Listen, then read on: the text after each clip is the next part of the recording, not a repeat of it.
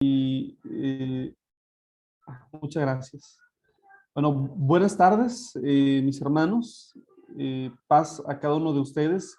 Deseo que nuestro Dios esté bendiciendo grandemente sus vidas y me siento muy bendecido de tener nuevamente la oportunidad de poder compartir con ustedes en estos momentos una nueva clase de liturgia cristiana.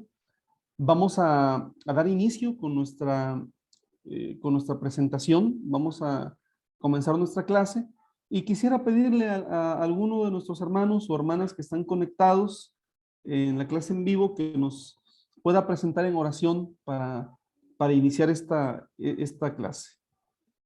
No sé si mi hermana Liti, aprovechando que la veo conectada, quisiera orar para poder iniciar.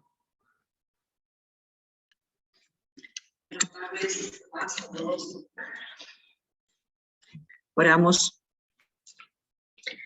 Padre nuestro que estás en los cielos, Señor, te damos muchas gracias porque nos has regalado un día más. Solo por gracia y misericordia tuya, Señor, podemos estar aquí, porque tu amor y tu divinidad lo ha permitido, Señor. Gracias, Señor, porque eres bueno con nosotros en gran manera. Ahora en un nuevo momento de clase, Señor, donde queremos aprender de tu palabra, Señor. Nos disponemos para estudiar. Te pedimos que tú nos guíes, que tú abres nuestra mente, nuestro corazón y nos des concentración para que todo aquello que aprendemos pueda ser para enseñar y pueda ser para tu gloria y para tu honra. Padre, te pido por el profesor, tú también seas con él. También te pido, Señor, por todos aquellos que han de ver la clase luego, que también puedan rescatarlo de la misma manera. Todo esto te lo pedimos y lo agradecemos en el nombre de Cristo Jesús. Amén.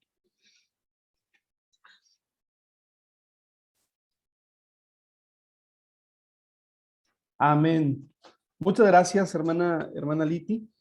Pues, hermanos, estamos en la recta final, en las últimas clases de esta materia de liturgia cristiana, que quiero iniciar expresando a ustedes que para mí ha sido una experiencia fantástica el poder coincidir con cada uno de ustedes en este espacio, en el seminario también. Y bueno, ha sido muy enriquecedor. Se dice que aquel que enseña aprende, ¿verdad? Y para mí ha sido una experiencia de aprendizaje muy importante, muy interesante, ¿verdad? En mi vida. Y bueno, pues vamos a empezar a ir aterrizando algunos de los conceptos.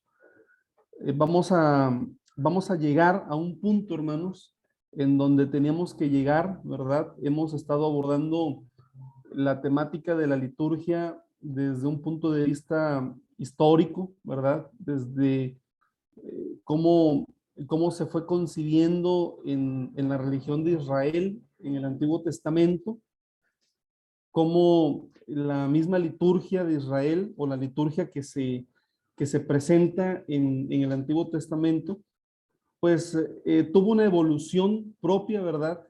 De, eh, de los factores históricos y cómo en el Nuevo Testamento, ¿verdad?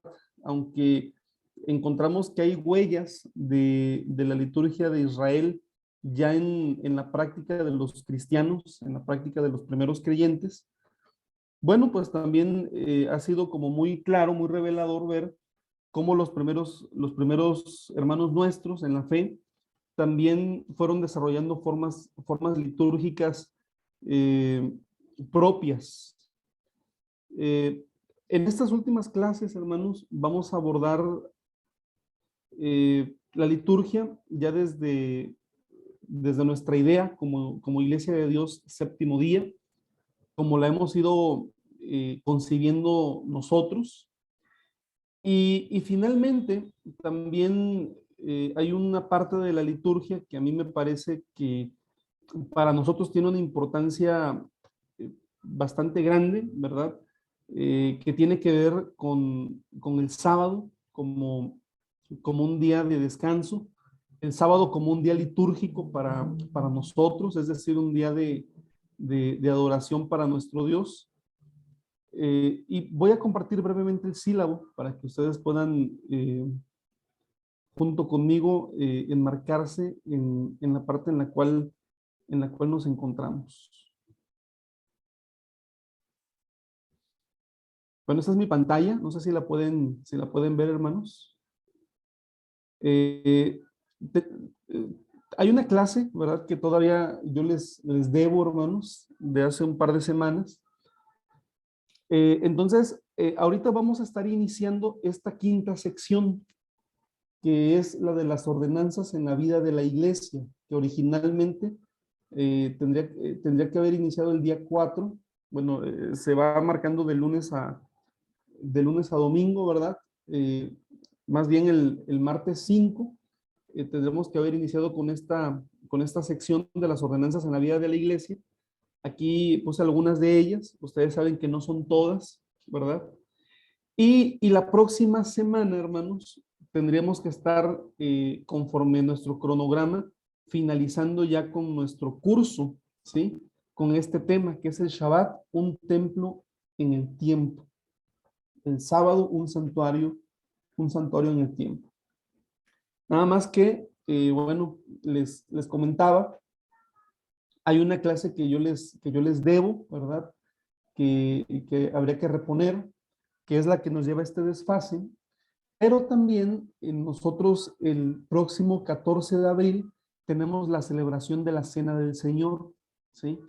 Entonces, bueno, nuestra clase es a las 6 de la tarde, ¿verdad? Y yo estoy pensando, ¿verdad? Que pues en ese horario ustedes van a estar celebrando la Cena del Señor, ¿sí? Nosotros aquí pues estaremos ya en camino hacia los templos también para participar del memorial. Entonces ese día, hermanos, bueno, no tendríamos la clase. Estaríamos hablando entonces de que estarían pendientes dos clases o cinco horas de clase.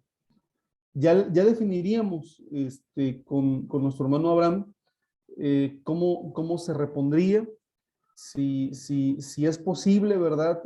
Reponer las dos clases, yo estoy en esa disposición, pero si también en un momento determinado esto pudiera afectar el inicio de la siguiente materia, por lo menos comprometerme a una clase adicional, ¿verdad? Una clase adicional que nos permitiera dar por visto los temas que tenemos pendientes.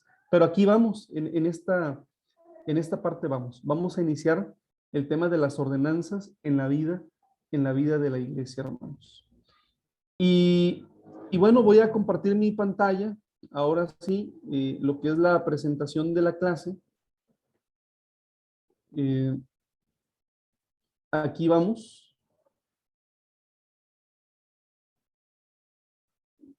A ver, permítanme, me fui muy adelante. Ahí está. La clase número 9 de liturgia cristiana.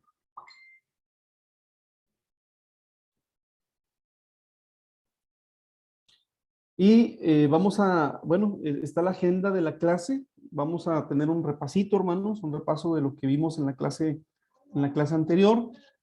Y los puntos que vamos a ver con el favor de Dios en esta sesión tiene que ver con, uno, los elementos del culto congregacional, los elementos de nuestras reuniones.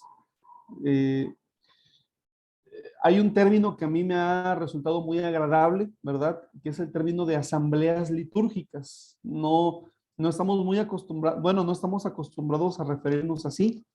Generalmente hablamos de cultos, hablamos de reuniones, pero bueno, ¿cuáles son los elementos de la asamblea litúrgica o del culto congregacional? Vamos al siguiente punto, que son las ordenanzas, hermanos.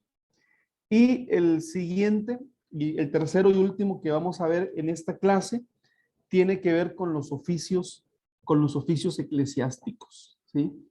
Como ustedes saben, hermanos, como Iglesia de Dios, nosotros tenemos un documento que se llama Manual de Liturgia, ¿sí? Dependiendo de cada país, entiendo que en cada país hay pues una versión del manual de liturgia que puede haber muchas coincidencias. Me parece que eso es de lo más lógico, que haya muchas coincidencias, pero no se trata exactamente del mismo tipo de liturgia la que nosotros tenemos en nuestros países. Ahora bien, es interesante a la luz de lo que nosotros estamos viendo en nuestra materia, que estoy seguro que ahora nuestro manual de liturgia lo vamos a ver con nuevos ojos, ¿sí? ¿Y a qué me refiero con que lo vamos a ver con nuevos ojos o con una perspectiva renovada? Porque el tema de la liturgia en la iglesia es un tema sensible. O sea, el tema de la liturgia, hermanos, es un tema que ha causado conflictos, que ha causado desaguisados y que lamentablemente ha causado incluso divisiones dentro de la iglesia, ¿verdad? Por ejemplo, aquí en México, entre las varias escisiones que a nivel histórico la iglesia ha tenido, algunas han tenido que ver con el tema de la liturgia, ¿sí? Por ejemplo, hace muchos años se celebraba en la iglesia una festividad que tiene que ver con una festividad judía. Hace muchos años aquí en México, hermanos. Les estoy hablando de los años 40, 50, la fiesta de las cabañas, del Sukkot. Y bueno, cuando el concilio mexicano decidió, después de un estudio bíblico concienzudo, que la iglesia no tenía que celebrar la festividad de las cabañas, bueno, eso generó una división y generó la aparición de una nueva iglesia que hasta el día de hoy existe, que se llama la Iglesia de Dios Israelita, ¿no? Todavía tienen características parecidas a las nuestras, pero lo que más distingue a la iglesia israelita es el hecho de que ellos celebran las cabañas, ¿sí? Pero después ha habido controversias, por ejemplo, el tema de la alabanza, ¿verdad? Una alabanza tradicional versus una alabanza contemporánea, ¿sí? Ha sido un problema, o bueno, más bien ha sido una situación que ha suscitado muchos conflictos a lo largo de la historia, ¿verdad? Al día de hoy parece que esos temas, por lo menos aquí, ya se han superado, pero bueno, la liturgia, hermanos, es algo muy importante para nosotros. Entonces, mucha gente cuando ve el manual de liturgia dentro de nuestra iglesia, lo ve en dos sentidos, ¿verdad? O en un sentido muy favorable, de decir es que esto es lo que tenemos que hacer y al pie de la letra, porque esto debe de ser así, como lo dice el manual, o hay quien dice todo lo contrario, no, el manual tiene que renovarse, el manual ya es anticuado, ¿verdad? Creo que nosotros vamos a ver nuestra liturgia con ojos nuevos al darnos cuenta primero que, bueno, nuestra liturgia es a lo que hemos llegado, o sea, nosotros también hemos tenido nuestra historia, hemos tenido nuestras transiciones y de una u otra manera, pues hemos llegado a la liturgia que tenemos, pero también nos vamos a dar cuenta que la liturgia no puede ser estática, que, que la iglesia también necesita eh, siempre de una manera responsable, de una manera fresca, ¿verdad? Y con la dirección del Espíritu Santo, ir renovándose también en el sentido litúrgico para no perder la esencia, ¿verdad? Así que, bueno, yo espero que esta clase, hermanos, también sea una clase que podamos disfrutar todos. Estoy seguro que así será. Pero vamos a iniciar con nuestro repaso sobre qué hicimos la clase anterior. Así que quisiera preguntarles si alguno de ustedes quiere participar y quiere compartir con el resto del grupo qué fue lo que hicimos la clase anterior, lo pueden hacer, hermanos. Adelante. Hermano, Ah, bueno, yo escuchaba la clase, perdón, Adelante, hermana Bere, adelante. Gracias. Y bueno, me parecía bien interesante cómo había usted iniciado, eh, que justamente debíamos de tomar el ejemplo, ¿no?, de nuestro Señor Jesús, que fue el primero que se encarnó dentro de un pueblo y dentro de una cultura. Y, y que bueno, también de alguna manera nosotros lo hemos tenido que venir haciendo a través del paso del tiempo. Los cristianos hemos venido haciendo lo mismo. Ese término que usted usaba, que era inculturación, que me parece bastante interesante, porque creo que de ahí parte, ¿no?, todo lo que nosotros ahora como Iglesia de Dios hacemos también. El hecho de venir con, no sé si es así como usted lo explicó, yo lo entendí de esta forma, el hecho de que nosotros también conozcamos lo que fue, en este caso, la cultura judía y cómo ellos practicaban todo este tema de los cultos, de los rituales, y que nosotros también venimos de alguna forma arrastrando, que forma parte de lo que nosotros ahora tomamos como liturgia.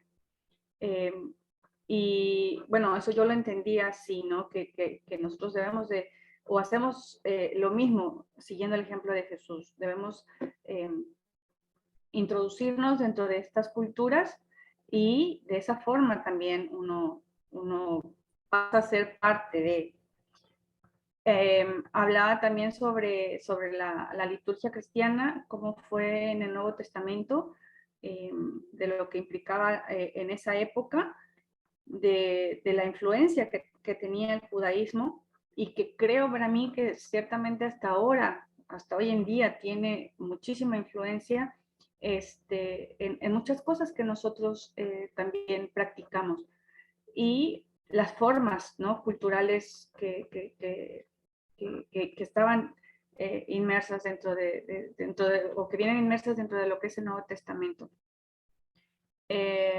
Y bueno, estaba escuchando que hablaba sobre lo que eran estas formas culturales, que tiene que ver con cosas que nosotros practicamos también ahora, como el bautismo, la enseñanza apostólica, la fracción del pan o la partición del pan, la imposición de manos. Por ahí hay otras que, bueno, las oraciones, si no me equivoco, y hay otras que por ahí no recuerdo bien. La cena del Señor. Y bueno, creo que sí, ¿no? De muchas maneras nosotros estamos bastante influenciados por todas estas formas que existieron desde la época que el judaísmo o el pueblo judío se instituyó como tal, y tenía estas prácticas religiosas. Y muchas nosotros hemos venido arrastrando. La verdad que sí, si nos tomáramos el tiempo de poder ir enumerando, nos daríamos cuenta que tenemos un montón de cosas por ahí que ellos practicaban desde estos tiempos, ¿no? Entiendo que nosotros también las adoptamos no por seguir al pueblo, sino porque están dentro de la palabra de Dios, y las consideramos así, que nosotros debemos practicarlas porque están en la palabra. Pero ciertamente muchas cosas me parece que vienen precisamente por la tradición de estas culturas, por cosas que se hacían, y que ahora a lo mejor nosotros seguimos manejándolas de la misma manera, pero con nuestras propias adaptaciones, pienso, ¿no? Así que bueno, más o menos eso fue lo que rescato de la clase que escuché. No sé si por ahí hay algo más, seguramente, porque sí fue bastante información. Gracias. Muchas gracias, hermana Bere. Muchas gracias por darnos esta retroalimentación. Muy interesante lo que usted comenta. Y bueno, la verdad es que sí, realmente nosotros tratamos de emular lo que la iglesia primitiva hacía, pero también al revisar lo que ellos hacían, nos damos cuenta de que lo hacían eh, empapados de su cultura, ¿verdad? Y eso significa que no hacemos exactamente todo lo que ellos hacían, y no lo hacemos en la forma en la que ellos lo hacían, ¿verdad? Pero a veces pensaríamos, ¿verdad? Que nosotros somos como que la copia fiel al 100% de lo que ellos eran en el tema litúrgico, ¿no? Aunque necesariamente no es así. Muchas gracias, hermana Bere. ¿Alguien más, hermanos, que quiera compartirnos su retroalimentación al respecto?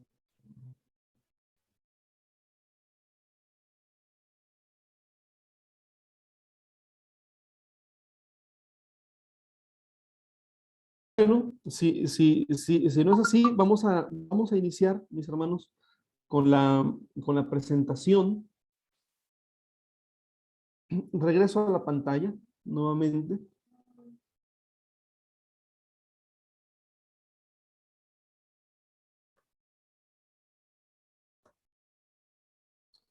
Y ahora vamos a hablar del culto congregacional, ¿verdad? El culto como nosotros lo conocemos, ¿verdad? Nuestras reuniones de alabanza y de adoración a nuestro Dios.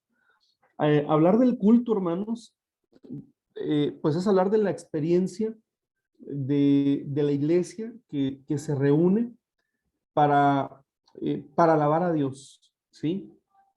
De la congregación, de la asamblea que se constituye con el único objetivo de que Dios sea glorificado, ¿sí? Y vamos a iniciar con una definición que no está de más decir que es la definición de nuestro manual de liturgia. Y el manual de liturgia dice que el culto congregacional es la expresión comunitaria que se dirige a Dios en homenaje, alabanza, adoración, gratitud y en la búsqueda de la fortaleza y de las bendiciones divinas. Es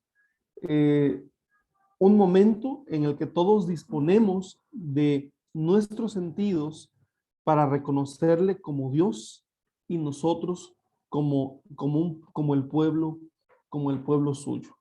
Aquí encontramos varios elementos en esta definición. Bueno, ningún elemento sale sobrando en esta definición. Todos nos permiten tener una comprensión integral de lo que debe ser un culto a Dios, ¿no? Por ejemplo, encontramos que el culto se define como una expresión comunitaria, ¿sí?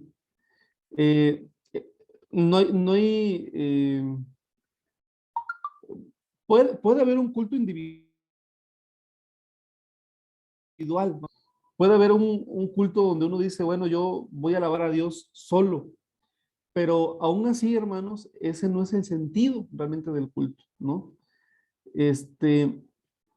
Cuando hablamos de que el culto es una expresión de la comunidad de los santos, estamos hablando de que la iglesia desde que inició, desde sus orígenes, ¿verdad? Consideró como algo muy importante el reunirse para elevar a Dios la gratitud, ¿sí? Siempre fue importante reunirse. Esto, hermanos, en sí ya es muy importante en una sociedad individualista, como lo es la nuestra, ¿sí? Vivimos una época, ¿verdad? En donde muchas personas preferirían vivir un cristianismo prescindiendo de la participación en la iglesia local. No sé si usted, por ejemplo, yo he escuchado en varias ocasiones a personas que me dicen, yo amo mucho a Dios, yo tengo una excelente relación con Jesucristo, estoy en comunión con Jesucristo, pero, pero no soy parte de ninguna iglesia, ¿no? Es decir, se nos está hablando de una espiritualidad en donde el factor de la congregación, el factor de ser iglesia, no es importante. Y bueno, hoy en día se habla de muchas espiritualidades, ¿no? Si incluso en algunos ambientes se habla de espiritualidad para ateos, no es de sorprendernos que haya personas que digan, yo puedo vivir una espiritualidad sin ser parte de una iglesia. Pero cuando nosotros vamos al Nuevo Testamento, hermanos, realmente nos damos cuenta que en el Nuevo Testamento no hay algo semejante a esto.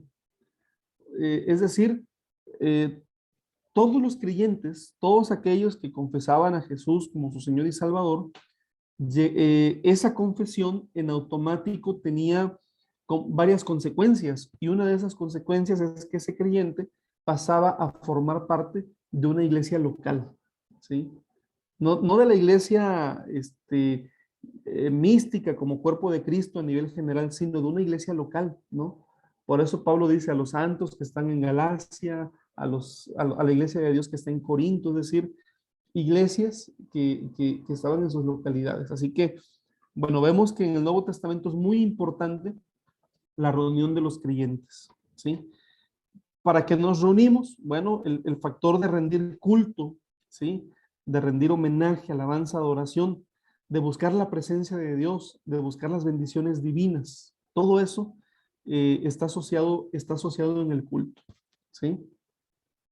Y algunas de las preguntas interesantes que podemos hacernos, hermanos, es ¿cómo comprender esto? ¿Cómo comprender ahora la importancia del culto a la luz de lo que hemos venido revisando? Ya hemos, por ejemplo, revisado que ya no es tan importante el lugar. Ya no hay un lugar donde nosotros tengamos que peregrinar, que sea un lugar sagrado propiamente. Lo importante es reunirnos, ¿sí? Lo importante es estar juntos. Dios está entre nosotros. Cuando nosotros así lo hacemos y lo buscamos con fe, con honestidad en nuestro corazón. Y luego dice, y es una disposición de todos nuestros sentidos para reconocerle como Dios y nosotros reconocernos como pueblo suyo, ¿sí? Bueno, esto tocante a la primer definición del culto congregacional. Vamos a revisamos ahora los objetivos del culto, los objetivos de la asamblea litúrgica. Y les voy a pedir, por favor, que me ayuden con la lectura de los 4 puntos, de los 4 objetivos, si son tan amables, mis hermanos.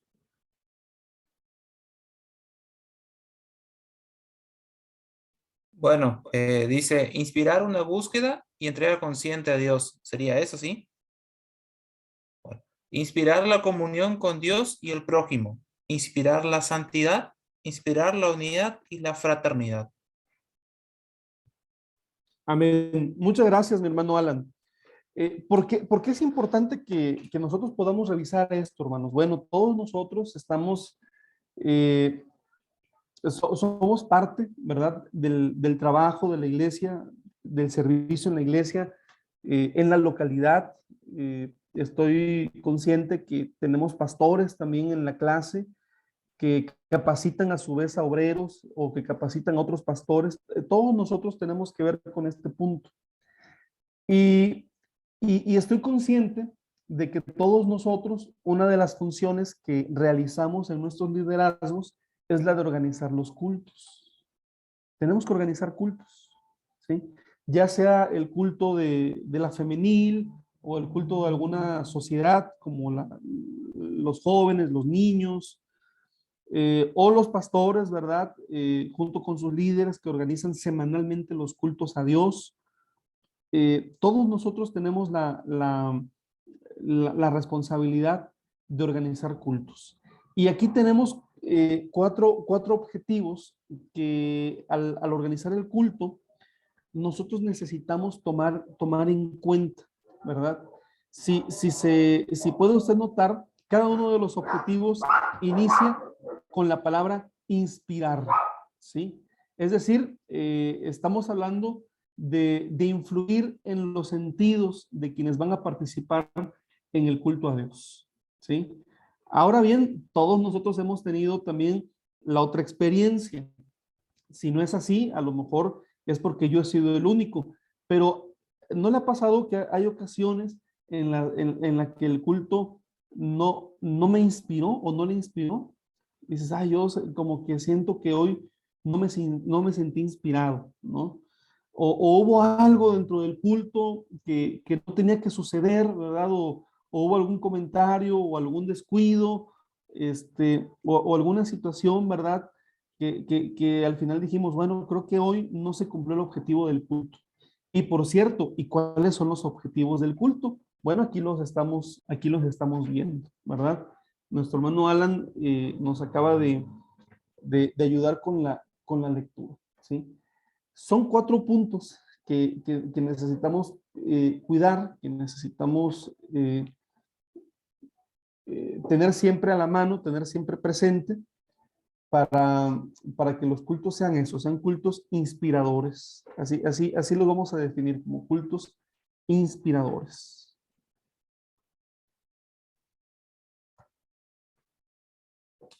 Ahora bien, por lo menos en el manual de liturgia de la iglesia en México, se mencionan 6 tipos de culto, hermanos. Esto no es algo agotado, ¿verdad? No significa que sean los únicos 6 tipos de culto, pero sí representan históricamente los 6 tipos de culto que como iglesia nosotros generalmente hacemos, ¿verdad? El primer culto, ¿verdad? Que hay que hacer de alguna manera hay que hacer una actualización porque todos los cultos son de alabanza, ¿no? Todos los cultos tienen como objetivo que Dios sea glorificado, pero catalogamos el primer culto como un culto de alabanza, ¿verdad? Se distingue por su énfasis en la exaltación gozosa de Dios, donde la selección de cantos y la orientación del sermón tienen como finalidad exponer las maravillas y la excelsitud de Dios, ¿sí?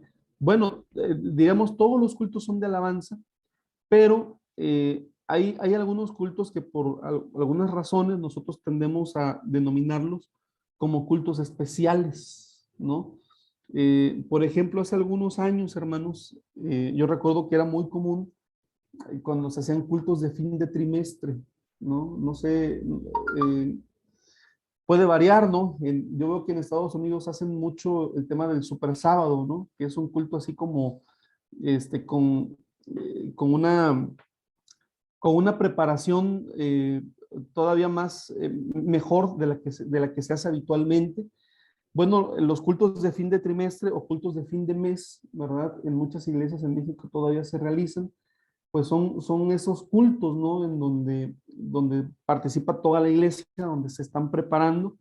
Y bueno, ojalá y todos los cultos fueran así, ¿no? No solamente los cultos de fin de mes o los cultos de super sábado. Pero la distinción de este culto, hermanos, es eh, que todo lo que es los cantos, el sermón mismo, ¿verdad?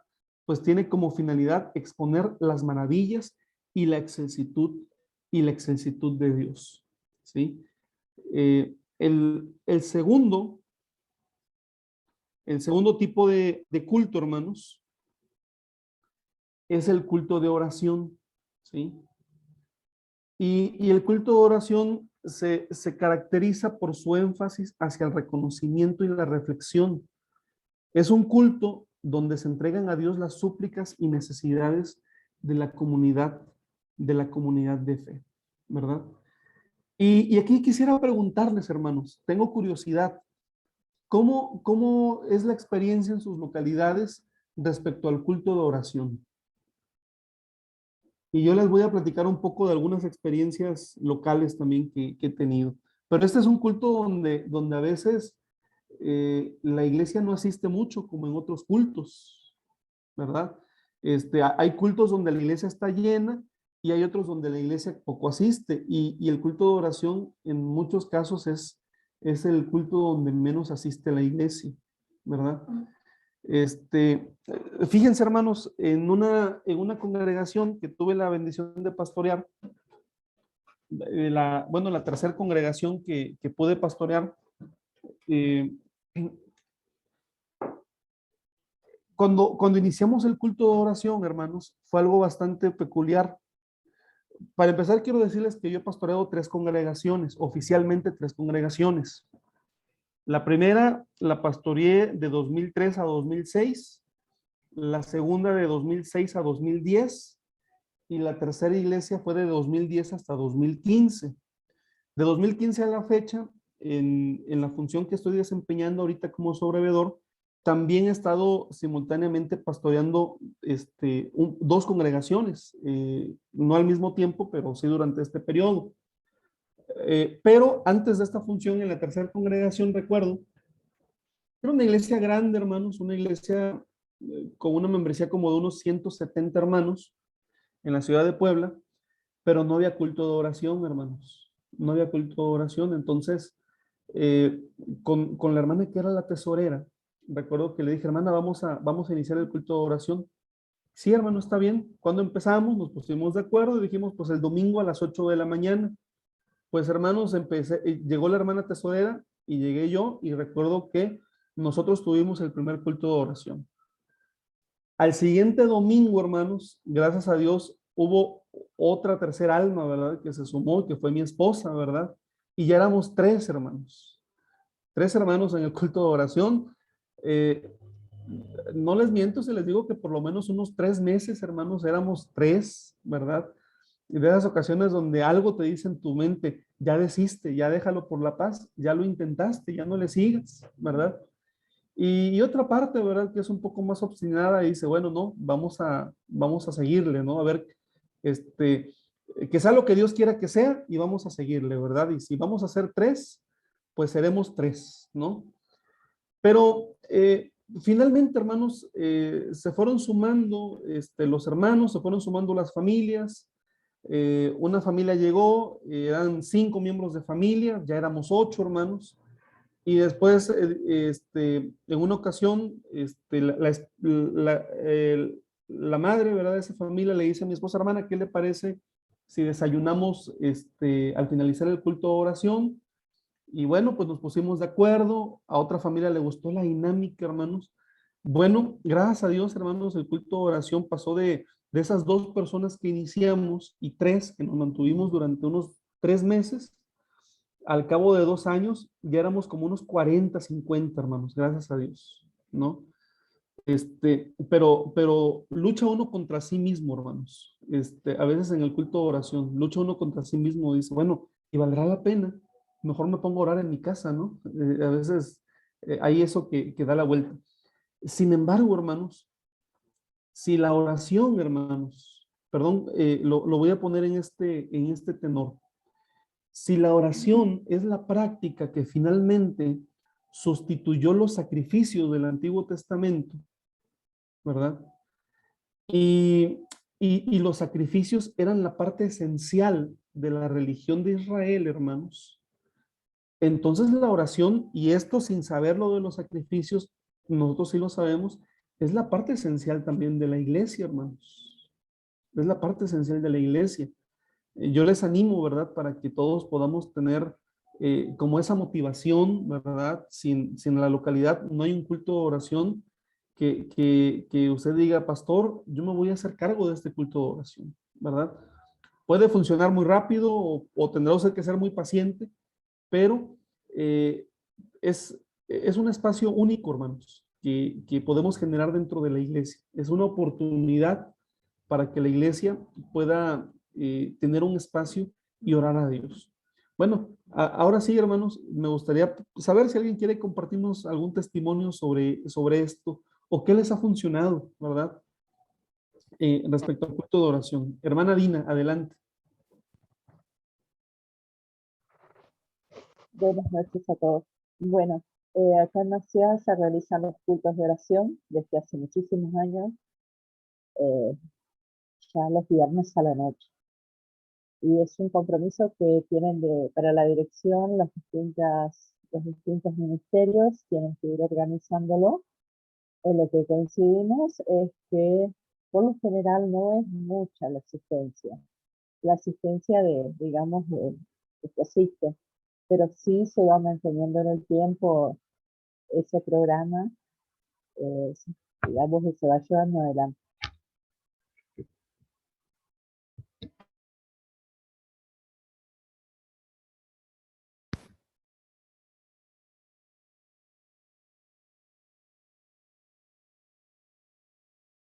No se escucha, hermano, tu audio. Solo agradecer, hermana Dina, por su testimonio. Muchas gracias. Y adelante, hermana Liti. Bueno, en Lomo Verde, Buenos Aires, también los cultos de oración no son muy numerosos, ¿no? Está la familia del pastor y bueno, ahí está, y algunos que viven cerca se acercan siempre, ¿no?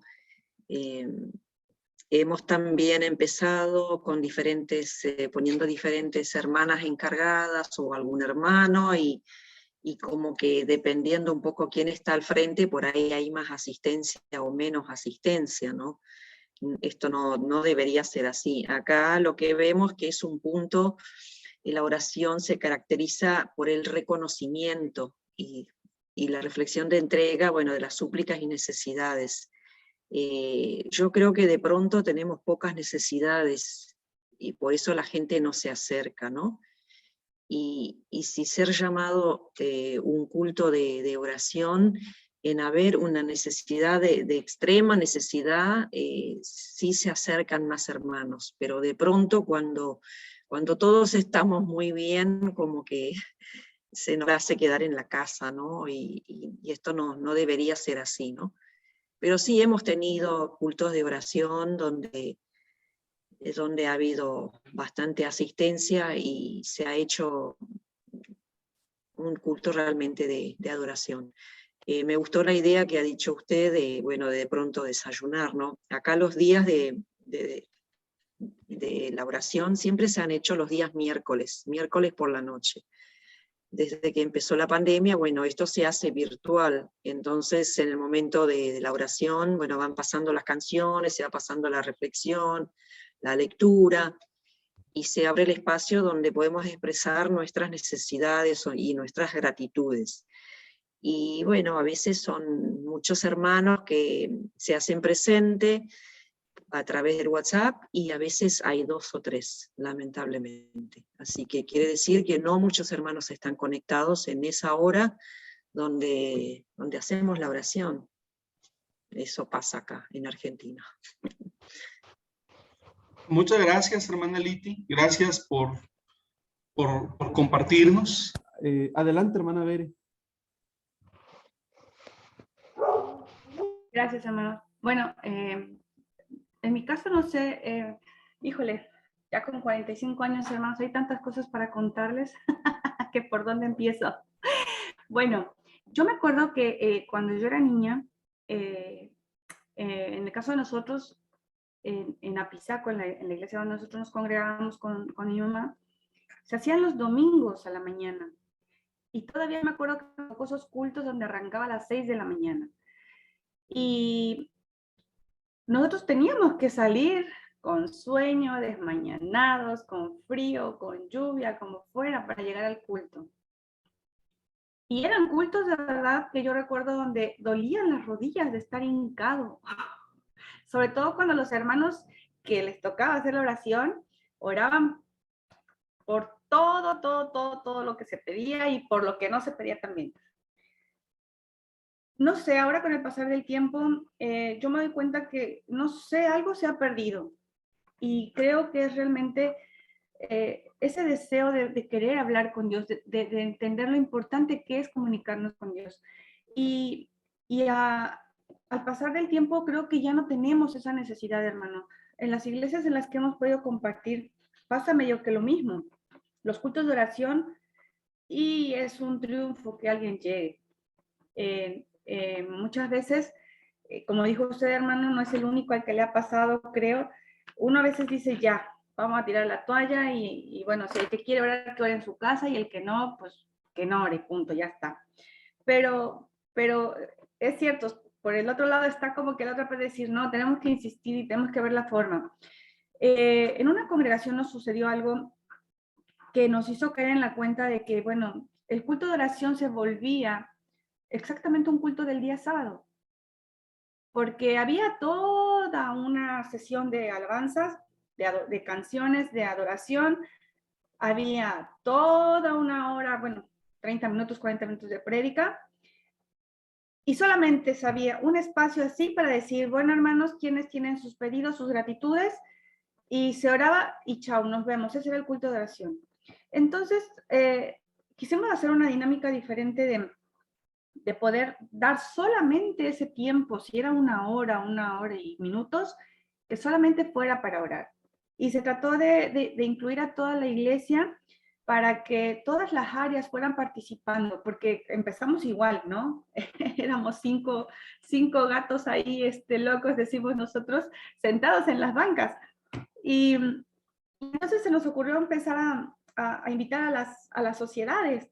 Y bueno, ahora que la infantil se encarga de organizar el culto de oración.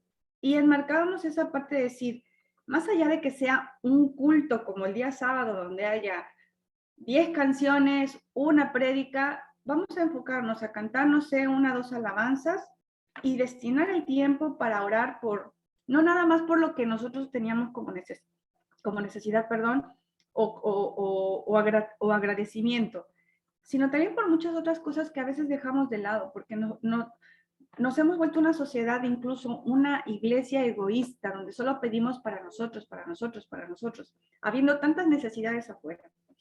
Y bueno, esta dinámica empezó a funcionar y terminamos siendo alrededor de 35, 40 miembros. Pero cuesta a veces también que la gente salga de la rutina, que la gente deje de creer que solo es el sábado el día del Señor y que el viernes es para descansar, el domingo es para estar con la familia. Y si bien tenemos necesidades, otros tiempos de compartir, creo que también quitarnos esa idea de decir, bueno, solo el sábado es para hacer un culto, ayudaría mucho, pero se batalla, en todos lados se batalla. Y hoy, bueno, por ejemplo, nosotros acá no tenemos cultos de oración, pero creo que si nosotros volviéramos realmente a la importancia de lo que esto significa en nuestra vida, más allá de como congregación en nuestra propia vida, porque nos damos cuenta que a veces ni siquiera sabemos orar, hermano. Eso es algo bien, bien común. A veces no sabemos ni orar, ni sabemos lo que decir y cómo decirlo, pedírselo a Dios. Entonces, es todo un tema, pero sí, cuesta mucho trabajo, hermano. Gracias. Muchas gracias, hermana Bere, por sus comentarios. Mi hermana Betty también quiere opinar. Antes de darle la palabra a la hermana Betty, y para que no se me vaya la idea de lo que les quiero decir, acuérdense que los proyectos tienen que ver con necesidades. Y bueno, a lo mejor ahorita estamos identificando una necesidad, ¿no? Que es el tema de la oración, a lo mejor a nivel local, preparar un taller, un diplomado a nivel local de oración y aterrizarlo en una iniciativa, ¿no? Para retomar las reuniones. Saben, les voy a compartir algo que se me hace bastante interesante. Aquí los varones, el Departamento Nacional de Varones ha abierto 2 espacios de oración. Yo participo con ellos, me conecto porque es virtual, los días miércoles a las 6 de la mañana. Y saben que es súper interesante, ¿verdad? Porque para juntar a los varones es difícil. Pero el único horario en el que la mayoría de los varones podemos coincidir es en ese horario, hermanos, a las 6 de la mañana, ¿no? Entonces, dependiendo de la localidad, hermanos, por ejemplo, en la que uno vive, si los miembros viven en un diámetro a lo mejor de 10 kilómetros alrededor del templo, que a lo mejor no es mucha distancia, a lo mejor podría funcionar, ¿verdad? Este tema de hacer un culto de oración un domingo en la mañana o otro día y tener un tiempo de comunión para compartir. En donde puede ser más complicado es cuando ya la membresía está muy lejana del templo, ¿no? A lo mejor echar mano como lo hacen en Buenos Aires, de un culto virtual, y explorar opciones de horarios que antes no habíamos explorado, ¿no? Por ejemplo, ¿cuándo nos íbamos a imaginar un culto un miércoles a las 6 de la mañana, ¿no? Y ahorita pues son los espacios, son los horarios que se van ajustando y romper esos moldes, ¿no? O sea, no tenemos que repetir el molde del culto del sábado en el domingo, ¿sí? Y bueno, ahí puede ser un buen proyecto, mis hermanos. Hermana Betty, adelante. Sí, hermano, gracias. Comparto totalmente con mis hermanas lo que estaban explayando, ¿no? En esta parte, porque nosotros tenemos culto los miércoles a las 20 horas en Argentina, ¿no? Y me acuerdo cuando mi yerno se había accidentado, que estaba muy grave, se llenaba el templo de hermanos y de parientes de mi yerno que no eran de la iglesia, pero estaba llena la iglesia para orar por él, ¿vio? Y ahora es como que él se mejoró y de a poco se fue dejando eso, ¿no? Muy pocas personas son los que asisten. Anoche estuvimos tres personas reunidos en oración. Y a veces uno se consuela, ¿no? ¿Dónde están 2 o 3 reunidos? Ahí estoy yo. Pero somos unos cuantos miembros que lamentablemente no vienen. No sé cuál es el problema, ¿no? Estuve pensando en una estrategia, no sé si estaría bueno, ¿no? De si le cuesta venir al templo los miércoles, el que está dispuesto a ir en las casas y hacer en las casas, con las familias. Me pareciera que tenemos que buscar una solución, ¿no? Si no quieren venir al templo, hacemos un grupo de oración, de que estamos encargados de eso, y ir a la casa de nuestros hermanos. El que quiere ir junto no puede ir, y el que no, bueno, se le visita en otra ocasión. Pero que no dejemos de orar, hermano, porque estamos viviendo tiempos difíciles. Es como que estamos en paz y como que no pasa nada, por eso no queremos acercarnos al templo a orar. Pero es algo muy necesario, porque Jesús dijo que no tenemos que dejar de orar. Tenemos que orar, pedirle a Dios que Él esté con nosotros y que nos proteja de todo mal, que estamos viviendo en pandemia, que hay guerra, a veces nos olvidamos, ¿no? Y es como que nos cuesta, no sé por qué, pero en todo lado me parece que pasa lo mismo, hermano. Pero tenemos que buscarle la vueltita ahí para poder estar en comunión y en oración. Gracias, hermano. Muchas gracias, hermana Betty, y también un excelente comentario, ¿no? De lo que se podría hacer, ¿no? A lo mejor retomar esto en las casas pudiera ser una opción. Y es lo que les digo, hermanos, o sea, dependiendo de nuestro contexto, de nuestra localidad, lo podremos hacer. Bueno, el tercer culto, hermanos, o el tercer tipo de culto es el de acción de gracias, ¿verdad? El propósito es testificar las bendiciones recibidas, reconocer a Dios como el benefactor de la iglesia. Y bueno, los cantos, los testimonios y el sermón tienen la finalidad de fundar nuestra confianza y nuestra dependencia de Dios, ¿no? Bueno, tenemos muchos ejemplos de cultos de acción de gracias, ¿verdad? Por ejemplo, del lugar donde yo provengo, hermanos, en el estado de Veracruz, es una zona cañera, y allí los hermanos, cuando inicia la temporada de la zafra, hacen un culto de acción de gracias. Y cuando termina, también lo hacen, ¿verdad? Pero, por ejemplo, hay muchas iglesias donde al día siguiente, después de la cena del Señor, hacen un culto de acción de gracias. No el de la cena, al día siguiente, ¿no? Es decir, esta definición incluye pues, los diferentes contextos en los cuales la iglesia se desarrolla. Culto evangelístico, hermanos, consiste en la promoción de la buena noticia. Su finalidad es proclamar el sacrificio redentor de Jesucristo, haciendo un llamado hacia el arrepentimiento y la conversión. Este es un culto, bueno, ahí se me fue un poquito donde dice del culto congregacional, es hacia el arrepentimiento y la conversión, hermanos.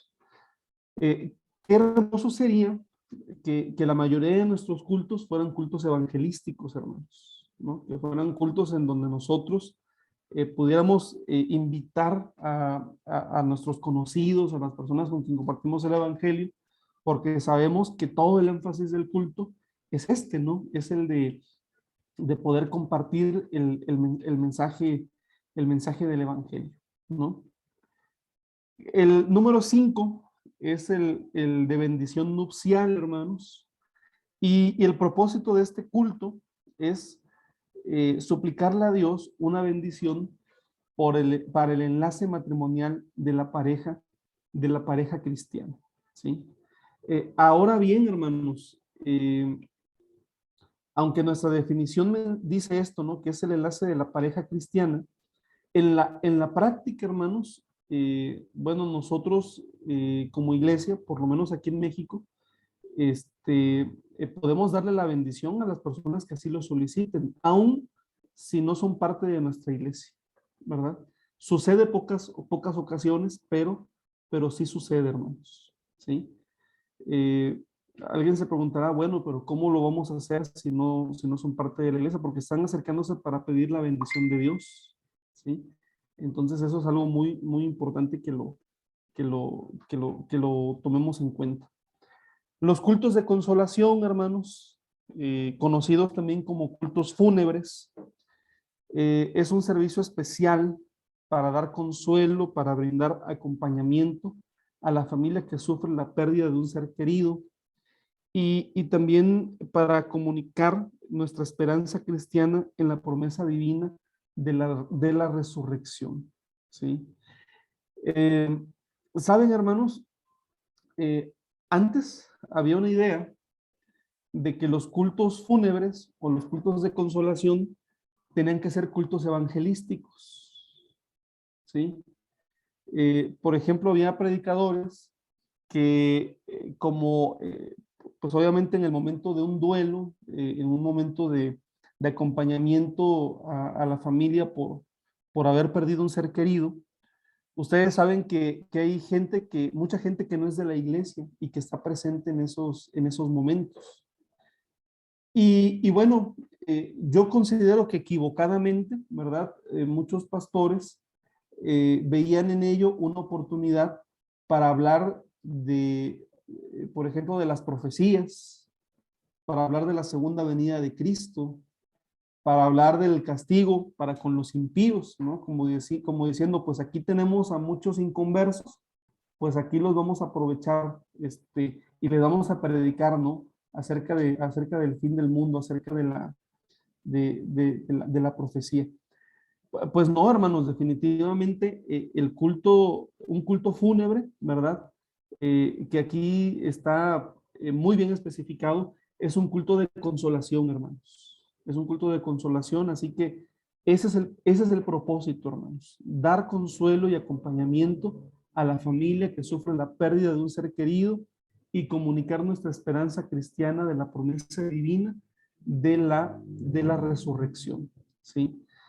Fíjense, dentro de todo lo que hemos vivido en estas experiencias de la pandemia, pues ustedes saben que hemos vivido también la reconfiguración en la forma de realizar nuestros cultos. Generalmente lo hemos hecho a través de los medios digitales de comunicación, Zoom, Google Meet, algunas otras plataformas, Facebook mismo, ¿verdad? Todo esto hemos estado utilizando. Y de alguna manera lo que hemos estado haciendo, ¿verdad? Es reproducir lo que ya hacíamos en lo presencial, ¿sí? Pero con más limitaciones, ¿no? Por ejemplo, aquí hubo un momento, hermanos, de la pandemia en el cual solamente nos permitían 15 minutos para hacer cultos fúnebres. No tenemos oportunidad de más tiempo. Solamente 15 minutos en las agencias funerarias, en las capillas, en los panteones, solamente nos permitían hacer una oración, ya no podíamos tener este acompañamiento. Y bueno, lo que podíamos hacer presencial lo hacíamos y empezamos a hacer cultos de consolación ahora a nivel virtual, hermanos, ¿sí? Bueno, son las opciones que se han, que se han ido manejando, ¿verdad? Lo único que yo creo que no pudimos hacer virtual fue la bendición matrimonial. Esa era sí o sí hacerla presencial, pero todo lo demás, hermanos, todo lo demás ha tenido como esa reconfiguración, ¿verdad? Bueno, no sé si hasta donde vamos hay algún comentario, hermanos, alguna pregunta. A lo mejor preguntas hay muchas, pero si tienen ustedes algunos comentarios pueden hacerlo, sin necesidad de levantar la mano. Hermana Litia, adelante. Bueno, muchas gracias. Sí, yo quería comentar que nosotros acá en la congregación de Loma Verde, Buenos Aires, hace unos meses, ya bueno, del año pasado, se implementó un culto específico de oración que lo llamamos acompañamiento al duelo.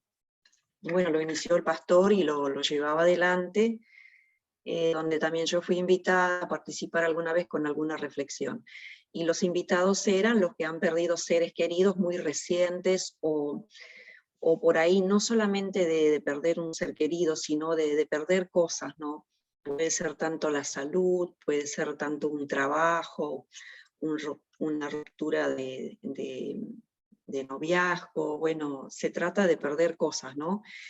Un momento donde ellos puedan hablar y personas que puedan escucharlos y se hace una oración específica, bueno, para ellos y bueno, y se comparte un poco lo que es en cuanto a lo psicológico de la pérdida, ¿no?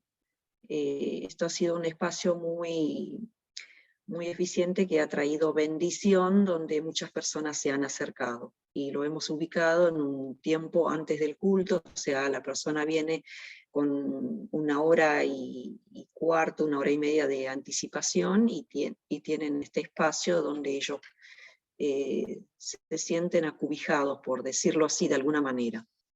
Eso quería compartir que bueno, si lo quieren adoptar, acá en Buenos Aires ha sido de mucha bendición. En el último tema justamente de la consolación, donde usted estaba comentando, ¿no? Y también se ha hecho invitación a personas que no son de la iglesia, para que se acerquen y bueno, y puedan tener ese espacio donde ser escuchados sobre todo. Muchas gracias, hermana. Realmente al escucharla, a mí me parece que es muy interesante ese espacio que tienen y además es algo nuevo, yo creo, y es fresco. Hace un momento les decía que una autocrítica que debemos hacernos como iglesia es el hecho de que en muchos aspectos el irnos a lo digital, sobre todo en los momentos en los que arreció el tema de la pandemia, lo que evidenció fue que solamente reproducíamos lo que hacíamos en lo presencial, hermanos. ¿Sí? Y bueno, eso fue una reacción qué bueno que tuvimos una reacción como iglesia, ¿verdad? Hubiera sido peor que no hubiésemos tenido una reacción. Pero ahora, ¿verdad? Creo que estamos en la posibilidad también de enriquecer, de no reproducir, ¿no?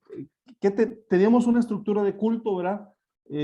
Por ejemplo, aquí en México es el sábado, ¿verdad? Es un horario muy cargado de actividades. Y entonces, en términos generales, muchos pastores lo que hacían era sacar todas sus actividades, las mismas que hacían presencial, ahora en virtual, ¿no? Bueno, ahorita tenemos la oportunidad de hacer cosas distintas, de ver qué es lo que edifica la iglesia. Y este espacio de contención espiritual y emocional que tienen en la iglesia de Loma Verde, a mí me parece muy interesante y muy enriquecedor también, ¿sí? Creo que la iglesia también está esperando estos espacios renovados, ¿no? Para poder participar. Bueno, vamos a seguir, hermanos. Y vamos a los elementos que contiene el culto congregacional, ¿sí? Los elementos que contiene el culto congregacional son la liturgia de la palabra, la música en la liturgia, ¿sí? Y la liturgia de las ofrendas y de los diezmos, ¿sí? Son tres tres elementos generales que tiene nuestro culto congregacional. Y vamos a pasar primero al tema de la liturgia de la palabra, hermanos. ¿Sí? Para empezar, bueno, nosotros sabemos que nuestro Dios es un Dios de la palabra, hermanos. ¿Sí? Es un Dios que se comunica. La carta a los Hebreos dice, Dios ha hablado en otros tiempos de muchas maneras, refiriéndose a su Hijo Jesucristo. La Biblia dice, en el principio era la palabra, ¿verdad? Entonces, bueno, Dios es un Dios que se comunica y la palabra tiene un lugar predominante, hermanos, ¿sí? Dice nuestra diapositiva, la palabra es el medio por el cual Dios se manifiesta al hombre y es la herramienta divina que transforma el corazón humano. La lectura bíblica y la exposición de la palabra se identifican como centrales en el culto. Las ceremonias especiales forman parte de la liturgia de la palabra, concluyendo esta con la bendición a la grey. Toda obra redentora depende de la palabra. Por ello merece absolutamente el mayor esmero y cuidado en su preparación y en su exposición. ¿Sí? Tenemos allí, bueno, una cita bíblica, ¿verdad? En Isaías 55, versos 10 y verso 11. Y vamos a ver a continuación los elementos del culto en donde está presente esta liturgia de la palabra, casi en todo el culto, ¿verdad? Realmente. Primero, en la apertura del culto, pues tenemos el saludo del oficiante, ¿verdad? Y las palabras de motivación que el director o el oficiante del programa expresan ante la grey, ¿sí? La presentación del culto o de la reunión, ¿verdad? Por parte del pastor y la invocación a Dios, la oración. En la apertura del culto, estas, bueno, son los puntos en donde tenemos claramente la liturgia de la palabra. Después viene la parte central, hermanos. Tenemos una lectura bíblica, tenemos el sermón, ¿verdad? La exposición del mensaje bíblico. Y tenemos el tema de los testimonios, ¿sí? Aquí, hermanos, me parece que es muy, muy importante que la iglesia o que podamos enseñar a la iglesia a dar sus testimonios. Saben, les voy a hablar de algunas situaciones que todavía suceden o que todavía nos pasan en la iglesia, ¿no? De repente, por ejemplo, se levanta alguien en un momento especial del culto y dicen, yo voy a dar mi testimonio, ¿no? Y entonces, el testimonio, hermanos, para empezar, consta como de 30, 40 minutos, casi el tiempo de la predicación, hermanos, ¿sí? Y realmente el testimonio, pues, tiene que ver con una serie de situaciones en donde la persona que lo está expresando, pues manifiesta que ha sufrido mucho en la vida, ¿verdad? Que ha sufrido desde la niñez, desde la juventud, desde la adolescencia, que ha sido pues una persona que ha tenido mucho sufrimiento, ¿verdad? Generalmente, no me estoy burlando, pero sí estoy diciendo lo que me ha tocado ver, hermanos. Incluye lágrimas, ¿verdad? Y con todo después dice esta persona, pero hasta aquí Dios me ha sostenido. Y todos decimos amén. Y yo me pongo a pensar, hermanos, si esto lo escucha un alma nueva, ¿qué tanto sale edificada el alma nueva? ¿Verdad?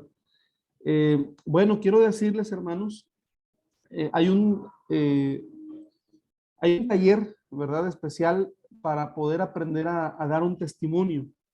Un testimonio, uno debe de aprender a darlo en 5 minutos. 5 minutos es suficiente para dar un testimonio, ¿sí? Y dar testimonio no significa narrar nuestra vida, hermanos. Tampoco significa eso.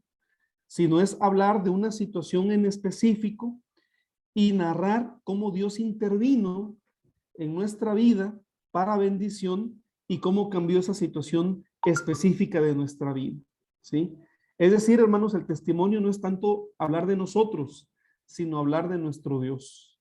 Bueno, eso también sería muy interesante, hermanos, enseñar a la iglesia a dar testimonios. Y ya cuando la iglesia sabe dar testimonios, incluir, hermanos, el testimonio incluir el testimonio dentro del culto. El domingo pasado, por ejemplo, estuve en un culto bautismal, hermanos, un culto para actos bautismales. Y fíjense que me sorprendió favorablemente que los hermanos incluyeron un espacio para testimonios. Hubo 3 testimonios muy bien hechos, hermanos, muy bien hechos de verdad, en los cuales los hermanos lo que narraron estimuló a quienes iban a bautizarse en ese momento. Así que, bueno, eso sería otro punto que podríamos trabajar en nuestro proyecto. Son ideas, hermanos, nada más. Y después la clausura, que tiene que ver con la oración y con la bendición apostólica y que generalmente pues está a cargo del pastor de la iglesia, ¿verdad? Bueno, aquí vemos a detalle, ¿verdad? Cada uno de estos puntos. La salutación del oficiante. Bueno, esta es la presentación con el saludo adoptado por nuestra iglesia. Ya les decía que estoy utilizando el manual de liturgia de aquí de México, ¿verdad? Aquí las iglesias nos saludamos con el paz a vosotros, ¿verdad? Es nuestro password, hermanos, así nos identificamos.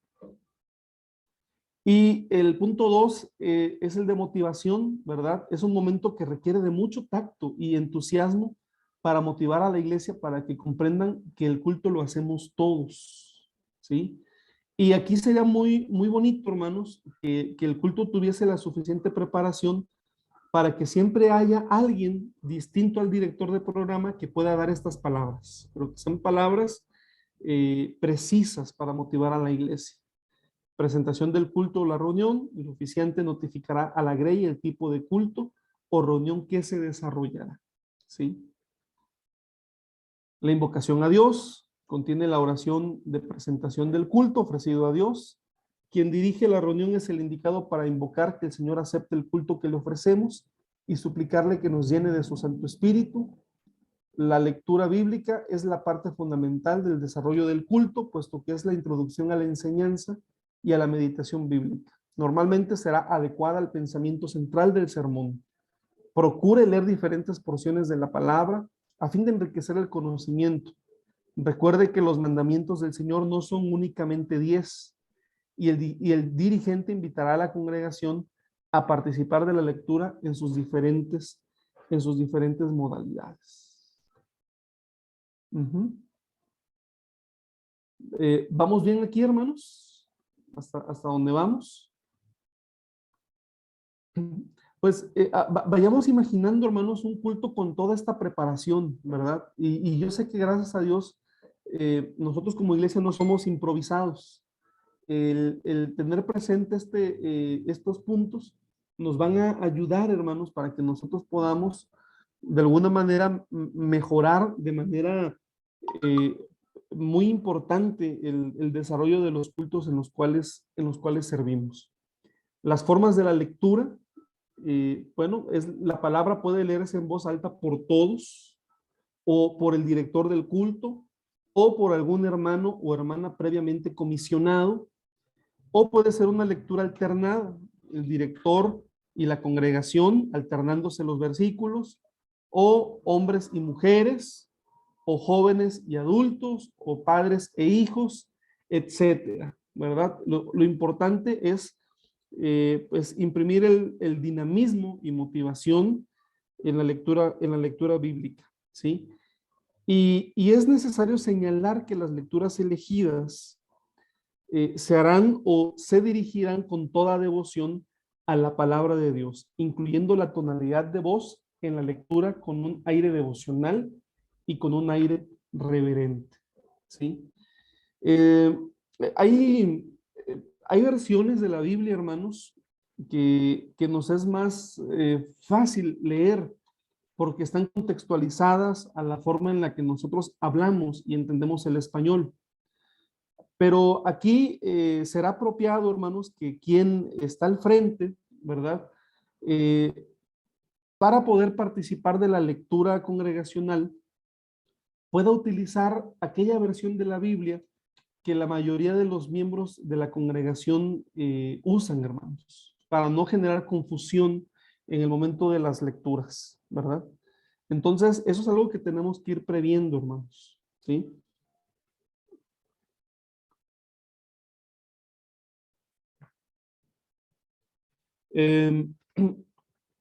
Bueno, voy a entrar a esta parte, hermanos, y entramos a un receso. Voy a hablar del sermón y de los avisos y las notificaciones. Respecto al sermón, hermanos, es indispensable que el expositor sea una persona de buen testimonio, preparado en la oración y en el estudio del tema a exponer.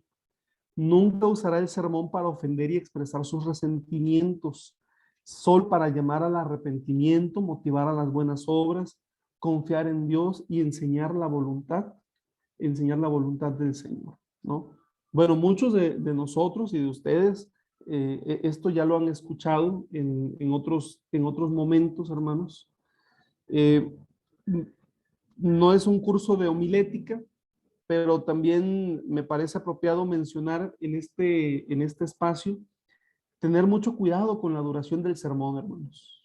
¿Sí? La duración del sermón, el tiempo apropiado, dependerá del culto que nosotros estemos desarrollando.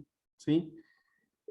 Si es un culto de oración, hermanos, yo recomendaría que la reflexión fuese entre 10 y 15 minutos, hermanos, ¿sí? Puede usar usted un sermón textual, ¿sí? Entre 10 y 15 minutos.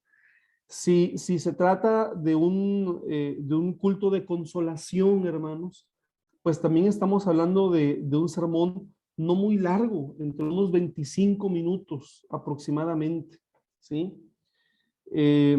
Si es un sermón de sábado por la tarde, pues obviamente estamos hablando de 40, 45 minutos, ¿sí? Antes, por ejemplo, los ministros de antes se valoraba mucho el tiempo que ellos podían estar predicando, hermanos. Hay testimonios, ¿verdad? De pastores que predicaban 3, 4 horas seguidas, ¿sí? Literalmente era muchísimo, muchísimo tiempo. Y lo hacían, hermanos, incluso lo hacían con versos de la Biblia de memoria. Hay algunos casos que se comentan de los pastores que tienen esa capacidad de predicar sermones muy largos y todo era de memoria, ni siquiera abrían el texto bíblico en algunas ocasiones. Hoy en día lo que se valora, hermanos, es el hecho de que un buen predicador es capaz de decir lo que tiene que decir en el tiempo apropiado, ¿verdad? En el tiempo apropiado. A veces pasa el asunto de que un predicador dice, bueno, hermanos, ya se dan los 45 minutos, y no he acabado mi tema, ¿verdad? No he acabado mi tema. Y entonces le pregunta al pastor delante de toda la congregación, ¿termino aquí, hermano pastor? ¿O puedo, finalizo aquí? ¿O puedo terminar mi tema, no? Entonces, bueno, el pastor se ve entre la espada y la pared y a veces el pastor dice, hermano, pues termine su tema, ¿verdad? Y se extiende otros 45 minutos. Bueno, eso no es lo apropiado, hermanos, ¿sí? Lo apropiado es decir lo que se tiene que decir en el tiempo estipulado, hermanos, ¿sí? Entonces, bueno, son algunos puntos que se van aprendiendo sobre la marcha con relación al tema de los cultos, ¿no? Los avisos y las notificaciones, pues todo esto, hermanos, se tiene que reducir a la más mínima expresión, ¿verdad? Deberá evitarse todo tipo de avisos de comidas, negocios y eventos que no tienen que ver en absoluto con la parte cultica del programa. Y una vez terminado el culto, será de manera breve. Para eso existen los boletines de la iglesia, hermanos. Nos ayudan mucho los boletines para que los hermanos tengan los avisos por escrito. Hoy en día lo digital, hermanos, también es una herramienta. Todos tenemos celular, todos tenemos WhatsApp, todos estamos en las redes. Así que, pues aprovechemos también esto para poder desahogar el tema de los avisos en el culto. Bueno, vamos a pasar a un receso, hermanos, pero quisiera saber si hay algún comentario antes de pasar al receso o alguna pregunta.